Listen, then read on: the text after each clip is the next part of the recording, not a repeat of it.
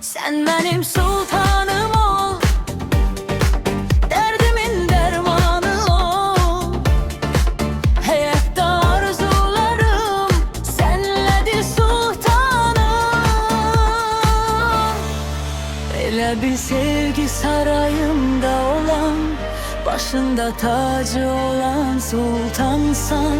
Mendeki həsrət aparıram güzel sultanıma.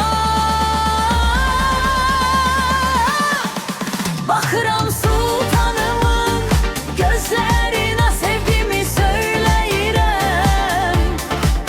Eğer ki icazet verseniz mənə, olaram sultanıma şahzadə. Bakıram sultanıma şahzadə, min arada atımı hizmetimi eyləyərəm.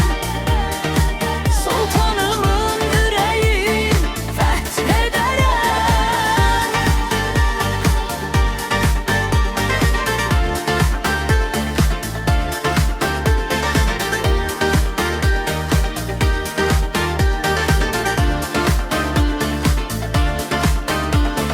Sevirem sultan